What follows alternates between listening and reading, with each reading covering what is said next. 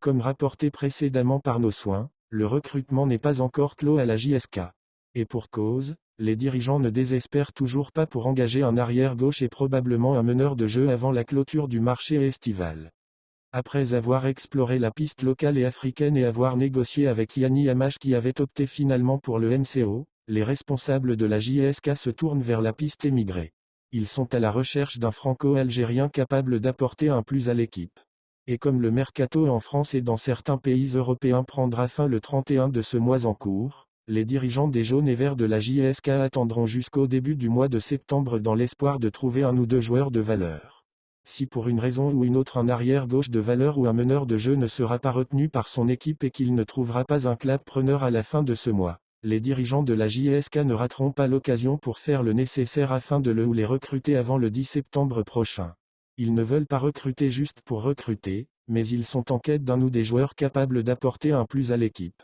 Le jour du départ de l'équipe à destination de la Turquie où elle effectue son 3e stage de préparation, le président du conseil d'administration Ould Ali El Hadi avait affirmé que l'entraîneur Abdelhak Benchika souhaite toujours renforcer son effectif avec un ou deux joueurs. Tout le monde avait déduit qu'il faisait allusion au souhait du coach de renforcer son effectif par un arrière-gauche et un meneur de jeu. Le Faubourg de Chéty qui avait donné son accord aux dirigeants avant d'aller signer à l'USMA les avait mis dans une situation délicate. Ils avaient fait de leur mieux pour trouver quelqu'un qui répond au profil qu'ils recherchent, mais ils n'ont conclu avec aucun des arrières-gauches contactés en cette intersaison. En attendant que la direction trouve l'oiseau ou les oiseaux rares, l'entraîneur a essayé Banzaï au poste d'arrière lors des 2 premiers matchs amicaux.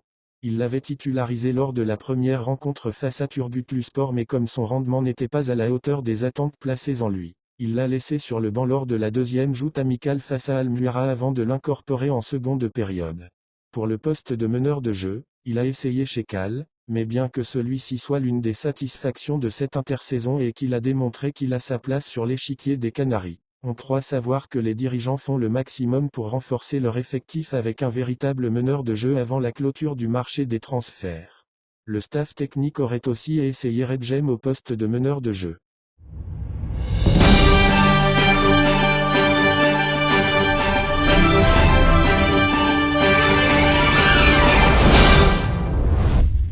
Le club saoudien Al Raed a récemment provoqué la colère des Algériens en décrivant à tort l'international algérien Mehdi Abed comme français dans une publication.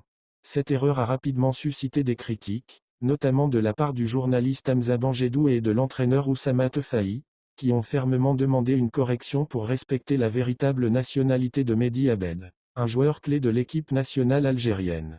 Mehdi Abed, milieu de terrain solide et expérimenté, a connu un parcours notable ces dernières années.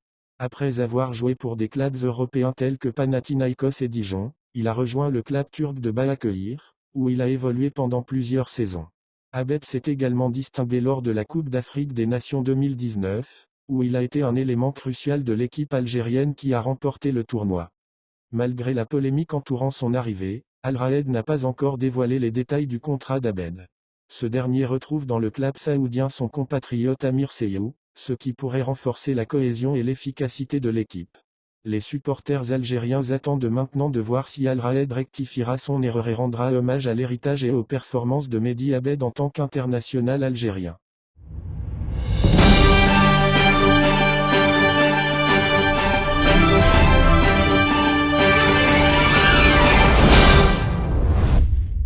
La vie en Arabie Saoudite semble plaire à Karim Benzema.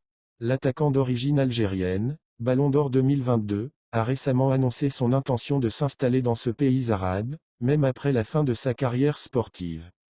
Après une première saison en demi-teinte de Benzema dans le championnat saoudien avec Al Ittihad, le joueur a révélé ses plans pour l'avenir lors d'une récente interview. Après le football, je serai là. Il y a beaucoup de projets à faire ici, dans le futur, en Arabie Saoudite. Même pour le football, il faut continuer de le développer ici. Qui aurait pu penser qu'un jour la Coupe du Monde se jouerait en Arabie Saoudite, a déclaré. Arrivé à l'été 2023 à Al Ittihad avec des attentes élevées, Karim Benzema a rapidement dû faire face aux spécificités du championnat saoudien. Si les débuts ont été marqués par quelques difficultés d'adaptation, le Ballon d'Or 2022 a progressivement trouvé ses marques. La ville de Djeddah, les gens ont une image qui n'est pas celle de la ville. Tu peux trouver beaucoup de choses ici. C'est une ville qui me va bien. On ne manque de rien. Il faut venir et ne pas rester sur la vie d'avant.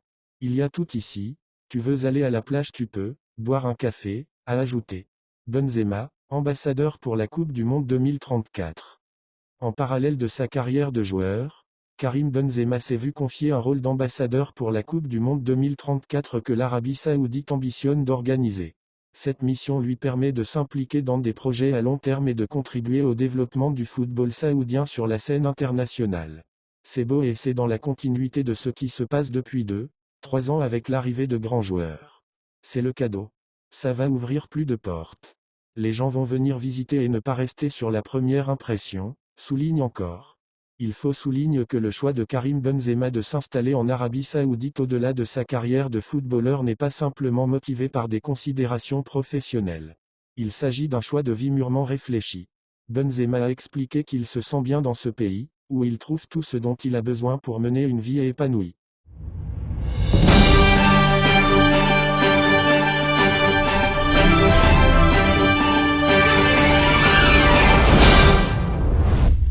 Où est passé Djamel Sedjati?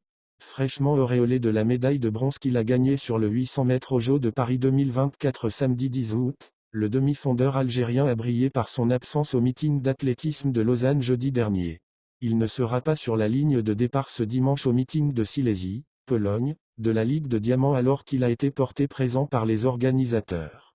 Ces deux absences ont suscité des inquiétudes sur la forme de l'athlète algérien qui a subi un contrôle antidopage mouvementé le 9 août à Paris, soit 2 jours avant la finale du 800 mètres des Jeux 2024. Finalement, et selon l'agence officielle APS, Djamel Sedjati a décidé de faire l'impasse sur le meeting de Silésie, pour mieux préparer la finale de Ligue de Diamant prévue vers la mi-septembre à Bruxelles en Belgique.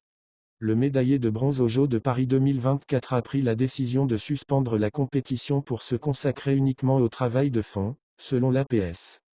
800m, Djamel Sedjati veut gagner la finale de la Ligue de Diamant. Djamel Sedjati, 25 ans, a été décoré de l'Ordre du Mérite national par le président de la République Abdelmadjid Tebboune, mercredi 14 août, pour avoir gagné le bronze sur le 800 mètres aux Jeux de Paris 2024. Après avoir raté la médaille d'or à ces Jeux, le demi-fondeur algérien se fixe comme objectif de remporter la finale du 800 mètres de la Ligue de Diamant d'athlétisme. Le 12 juillet, il a réalisé le meilleur temps de l'année lors de l'étape de Monaco de ce tournoi, en terminant la course avec un 2.41.46. Mais le Kényan Emmanuel Wanyonyi, 20 ans, a fait mieux en remportant la finale des Jeux 2024, avec un 2.41,19 et jeudi à Lausanne. Le champion olympique du 800 mètres s'est rapproché de 20 secondes du record que détient son compatriote David Rudisha avec un 40.91 depuis les Jeux de Londres 2012.